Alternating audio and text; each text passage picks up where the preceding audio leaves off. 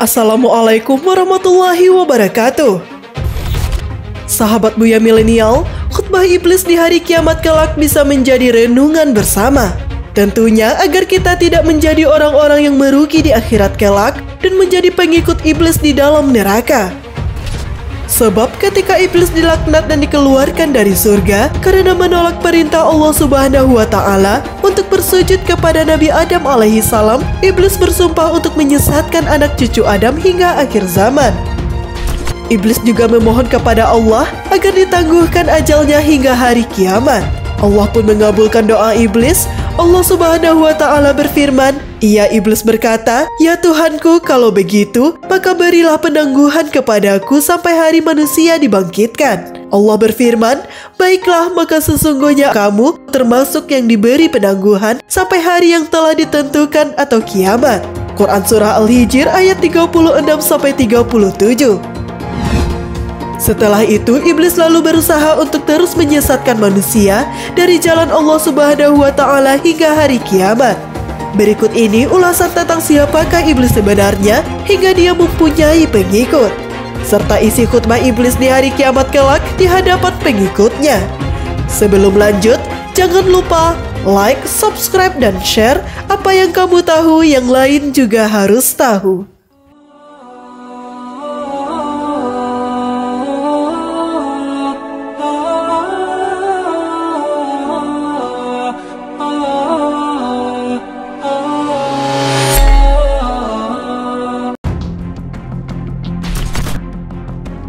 Siapakah iblis?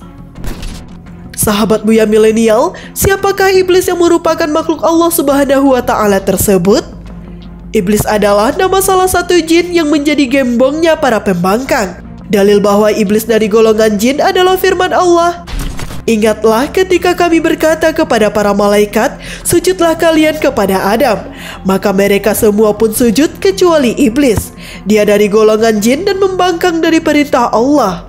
Quran Surah Al-Kahfi ayat 50.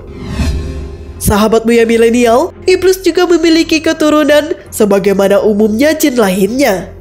Allah Subhanahu wa Ta'ala berfirman, "Iblis itu dari golongan jin dan dia membangkang terhadap perintah Rabb-nya. Akankah kalian menjadikan dia dan keturunannya sebagai kekasih selain aku, padahal mereka adalah musuh bagi kalian?" Quran Surah Al-Kahfi ayat 50.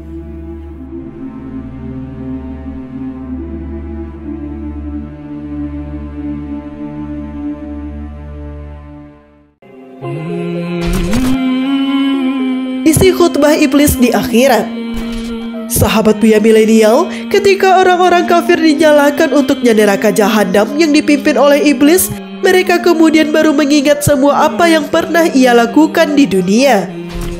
Iblis menyampaikan khutbahnya yang paling menyentuh sekaligus bisa menjadi renungan bersama, agar kita tidak ikut tersesat bersama iblis dan para pengikutnya.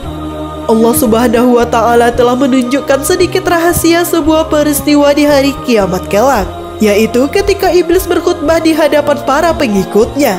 Peristiwa ini diungkap dan diterangkan oleh Allah di dalam Al-Quran. Allah Subhanahu wa Ta'ala berfirman, "Dan setan berkata, ketika perkara hisab telah diselesaikan, sesungguhnya Allah telah menjanjikan kepadamu janji yang benar.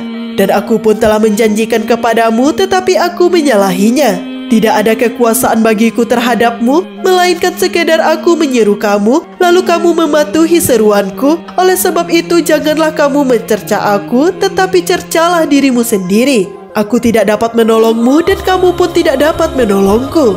Sesungguhnya aku tidak membenarkan perbuatanmu mempersekutukan aku dengan Allah sejak dahulu. Sungguh orang yang zalim akan mendapat siksaan yang pedih." Quran Surah Ibrahim ayat 22. Tatkala hari kiamat, iblis berdiri di atas sebuah mimbar dari api, lalu berkhutbah seraya berkata, "Sesungguhnya Allah telah menjanjikan kepadamu janji yang benar, dan aku pun telah menjanjikan kepadamu, tetapi aku menyalahinya." Al-Hafiz Ibnu Katsir rahimahullah berkata, Allah mengabarkan tentang khutbah yang disampaikan oleh iblis kepada para pengikutnya, yaitu setelah Allah memutuskan atau menghisap para hambanya, lalu Allah memasukkan kaum mukminin ke surga. Dan Allah menempatkan orang-orang kafir ke dalam neraka jahanam. Maka iblis pun tatkala itu berdiri dan berkhutbah kepada para pengikutnya agar semakin menambah kesedihan di atas kesedihan mereka, kerugian di atas kerugian, serta penyesalan di atas penyesalan. Penggalan akhir ayat, lahum adzabun alim, mendapat siksaan yang pedih. Maka lahiriah konteks ayat menunjukkan bahwa pembicaraan ini dilakukan oleh iblis sesudah mereka memasuki neraka. Tetapi disebutkan di dalam sebuah hadis yang diriwayatkan oleh Ibnu Abu Hatim, juga oleh Ibnu Jarir melalui riwayat Abdurrahman Ibnu Ziyad, disebutkan bahwa telah menceritakan kepadaku Dakhin Al-Hijri dari Uqbah Ibnu Amir dari Rasulullah Shallallahu Alaihi Wasallam bahwa beliau Shallallahu Alaihi Wasallam pernah bersabda, apabila Allah mengumpulkan orang-orang yang terdahulu dan orang-orang yang terkemudian, maka Allah memutuskan peradilan di antara mereka. Dan setelah selesai dari peradilan, orang-orang mukmin berkata, telah diputuskan oleh Tuhan kita di antara sesama kita, maka siapakah yang dapat memberikan syafaat kepada kita? Mereka berkata, marilah kita berangkat menghadap Adam. Lalu disebutkan Nuh, Ibrahim, Musa, dan Isa. Tetapi Isa berkata, maukah kalian aku tunjukkan kepada Nabi yang ummi? Maka mereka datang kepadaku dan Allah memberikan izin kepadaku untuk menghadap kepadanya. Maka dari majelisku tersebarlah bau wewangian yang paling wangi yang belum pernah tercium oleh seorang pun. Akhirnya sampailah aku ke hadapan Tuhanku. Maka dia memberiku izin untuk memberi syafaat dan dia menjadikan bagiku nur atau cahaya mulai dari rambut kepalaku hingga kuku jari telapak kakiku. Kemudian orang-orang kafir berkata, sesungguhnya orang-orang mukmin telah menjumpai orang yang memberi syafaat buat mereka. Maka siapakah yang akan memberi syafaat buat kita? Dia tiada lain kecuali iblis yang telah menyesatkan kita. Maka mereka mendatangi iblis dan mengatakan kepadanya, sesungguhnya orang-orang mukmin telah menjumpai orang yang memberi syafaat buat mereka. Maka bangkitlah kamu dan mintakanlah syafaat buat kami, karena sesungguhnya kamu adalah yang menyesatkan kami. Iblis bangkit dan dari majelisnya tersebarlah bau busuk yang amat busuk yang belum pernah tercium oleh seorang pun. Kemudian siksaan mereka bertambah besar. Dan berkatalah setan tatkala hisab telah diselesaikan, sesungguhnya Allah telah menjanjikan kepada kalian janji yang benar, dan aku pun telah menjanjikan kepada kalian, tetapi aku menyalahinya. Sekali-kali tidak ada kekuasaan bagiku terhadap kalian, melainkan sekadar aku menyeru kalian, lalu kalian mematuhi seruanku.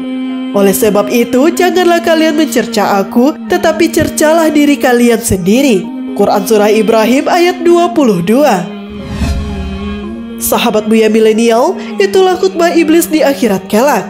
Iblis akan berkata kepada para pengikutnya bahwa ia tidak dapat menolong pengikutnya. Di dalam khutbah tersebut, iblis mengatakan kepada para pengikutnya bahwa Allah telah memberikan janji kepada orang-orang tersebut, yaitu janji yang benar dan pasti ditepati. Iblis pun memberikan janji-janji kepada para pengikutnya, namun janji iblis itu hanyalah janji palsu yang merupakan bagian dari tipu muslihatnya untuk menjerumuskan manusia ke dalam dosa dan kesesatan. Para pengikut iblis yang mendengar pidato iblis di akhirat itu langsung merasa sangat tertipu dan menyesal. Namun penyesalan di akhirat adalah penyesalan yang sia-sia dan mereka akan menjadi teman iblis di dalam neraka dan kekal di dalamnya. Jangan sampai kita menjadi salah satu dari orang-orang yang menyesal ketika mendengar pidato iblis di hari kiamat kelak. Semoga kita semua selalu dilindungi Allah Subhanahu wa Ta'ala dari tipu daya iblis. Wallahu a'lam bishawab. Semoga bermanfaat. Fastabiqul khairat. Wassalamualaikum warahmatullahi wabarakatuh.